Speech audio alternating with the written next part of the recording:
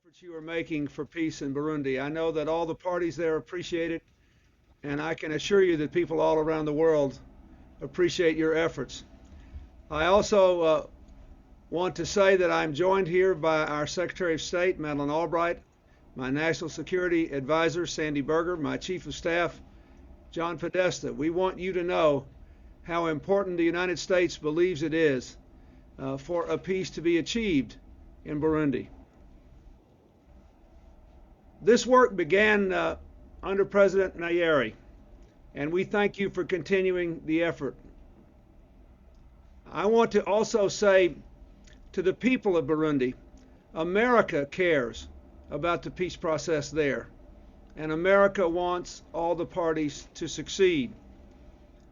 I also want to pay tribute to President Nkapa and the people of Tanzania for hosting the talks and being good neighbors. And I thank the facilitators from the Nyeri Foundation who work each day to help their brothers and sisters from Burundi to achieve peace.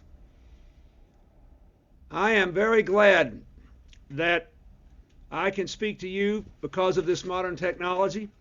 It's a symbol of our growing interdependence. And I'm thrilled that the sounds and the images of these deliberations are being beamed back to the people of Burundi.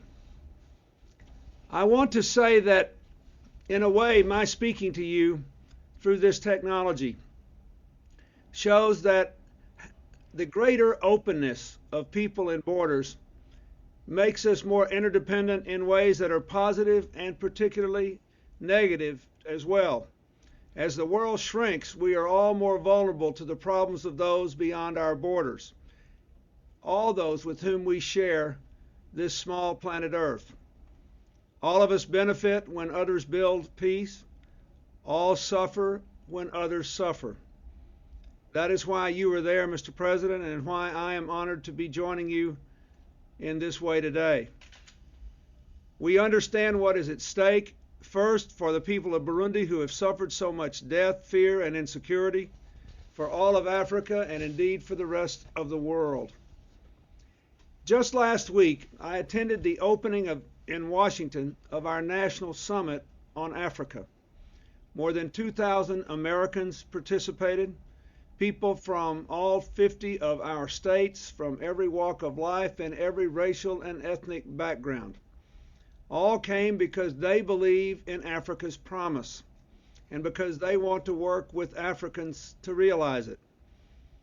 By building a more open world trading system, by standing with young democracies, by lifting the burden of debt, by supporting education in Africa and fighting malaria, TB, and of course, AIDS. The United States wants to build a common future with all of Africa. The real question for the leaders from Burundi who have gathered with you in Arusha is whether your country will share in the promise of this future. Will you lead the way to a lasting settlement for the larger conflicts in the Great Lakes region? Will you show the way for other societies in Europe and Asia that are also victimized by these kinds of ethnic conflicts? Or will you hesitate and falter? If that were to happen, I am afraid a disaster would befall your people, and it would seep beyond your borders. We have seen how a spark lit in one small part of this region can engulf the whole. To most of us outsiders, the choice is clear. I know that to our friends from Burundi who are burdened with painful memories, it is more complicated.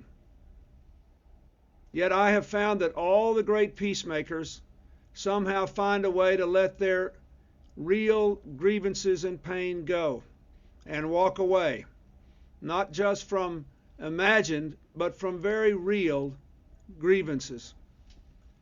The late Israeli Prime Minister, my friend Yitzhak Rabin, said, "You do not make peace with your friends."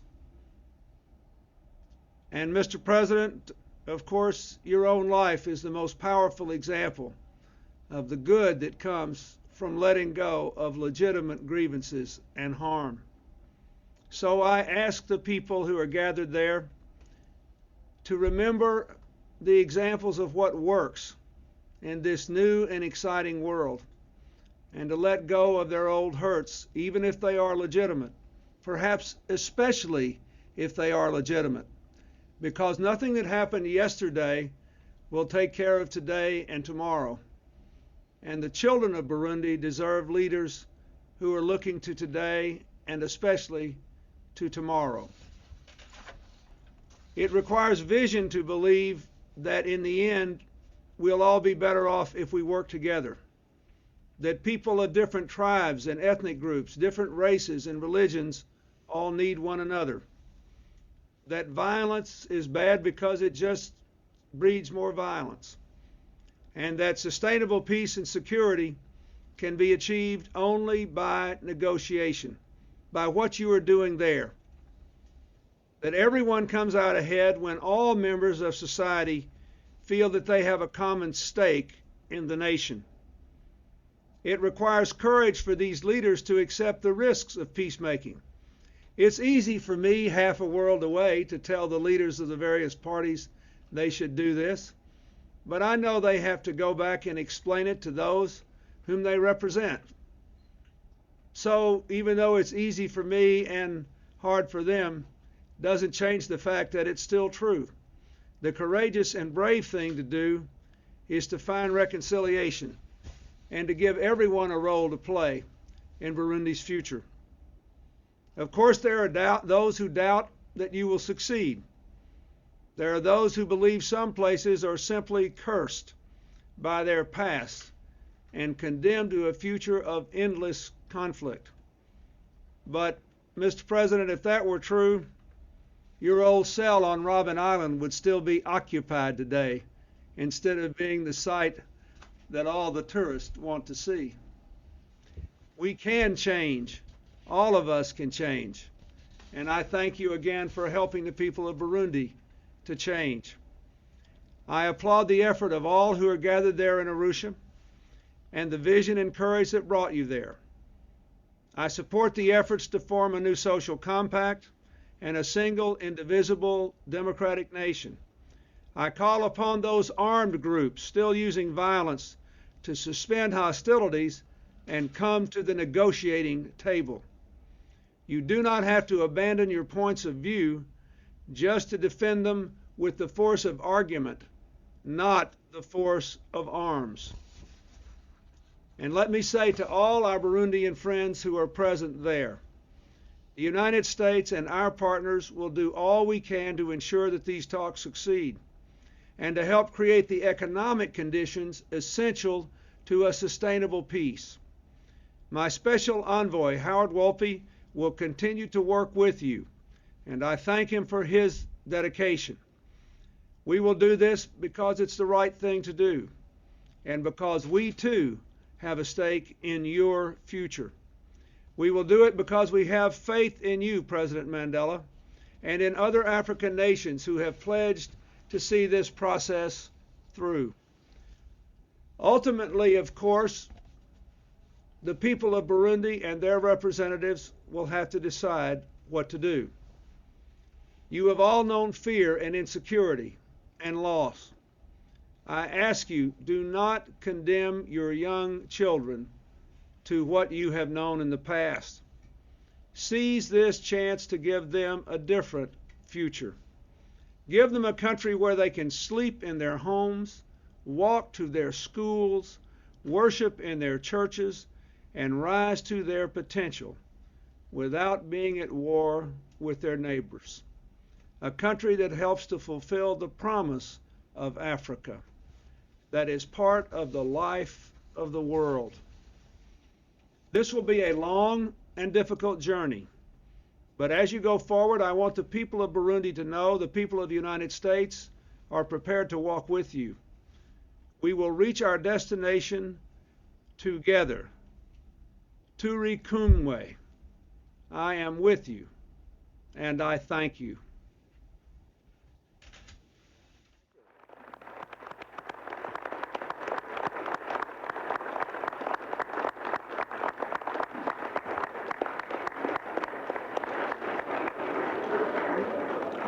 My President, I thank you very much for the remarks that you have made.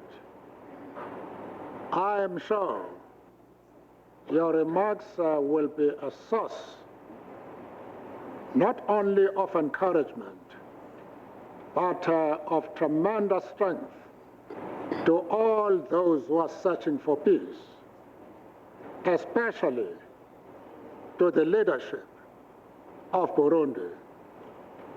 I can assure you from the intimate discussions I've had with them on the 16th of January and yesterday and today, that you have leaders of real commitment, of caliber, and who are patriotic and who are thinking about the people of Burundi.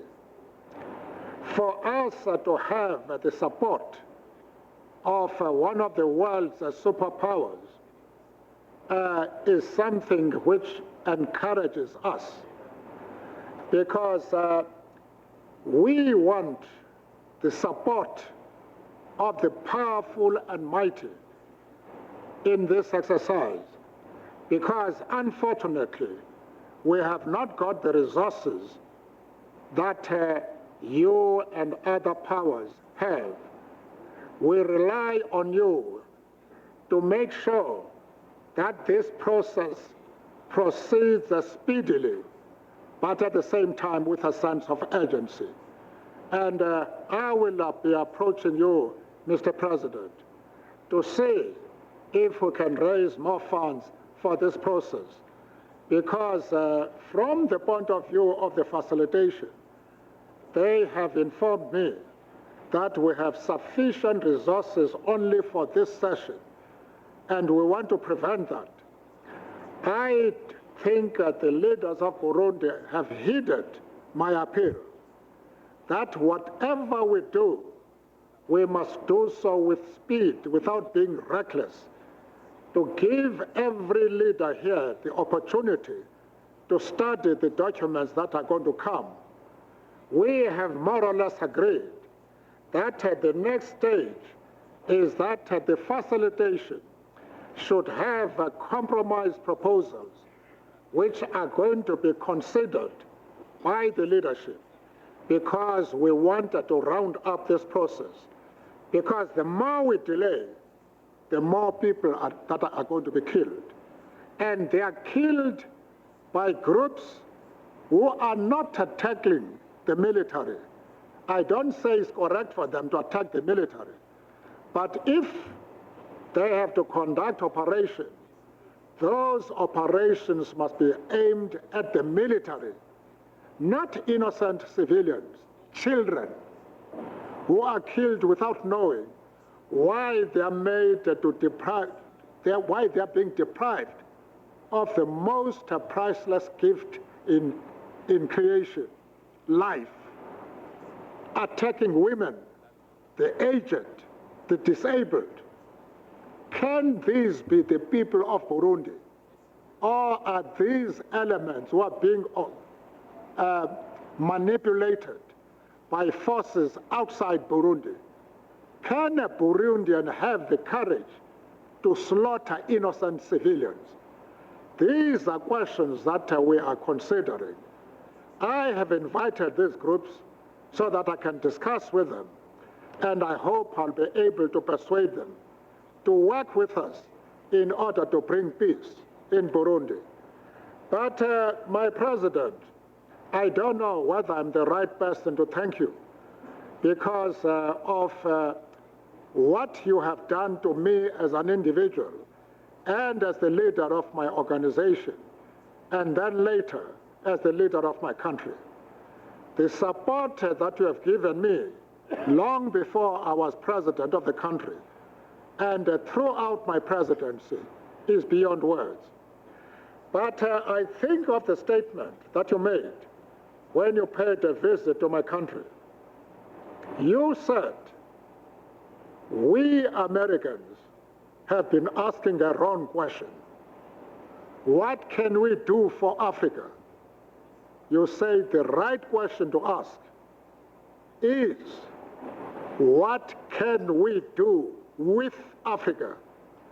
That's a fundamental change in the foreign policy of the United States of America. And since then, you have been consistent.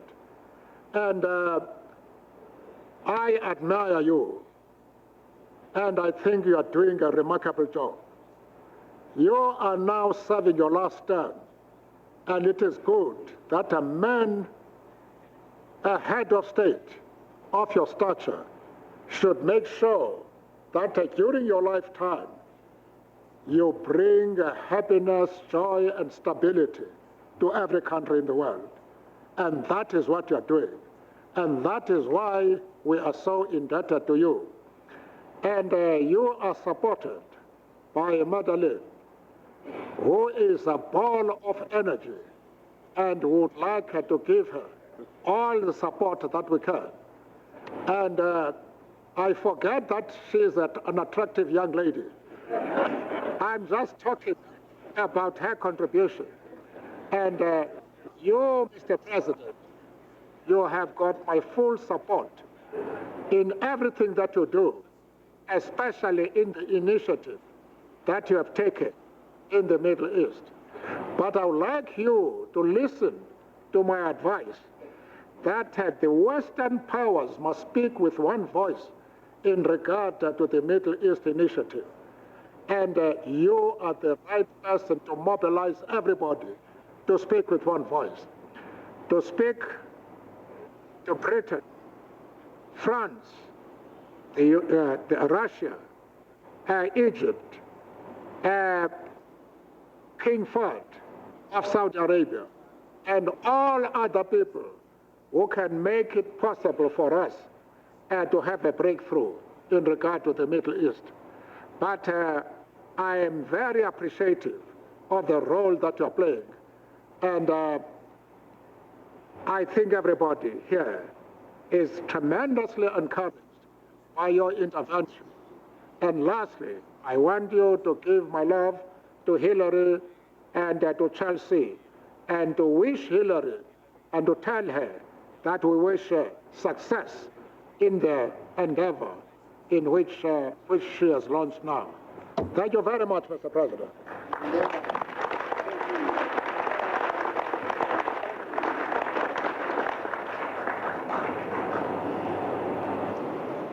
Let me just say very briefly how much I appreciate those remarks, and again, how much I appreciate all the parties being in Arusha. And you may be sure that the United States will continue to support this process. And if the process achieves an agreement which brings peace, we want to support Burundi.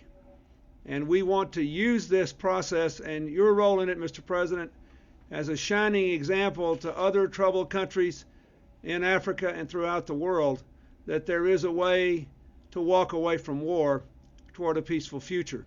So again, I thank you. I pledge my support, and I am very impressed by what all of you have done. I urge you to stay there and keep working at it. You can do it, and the United States will be with you. Thank you very, very much.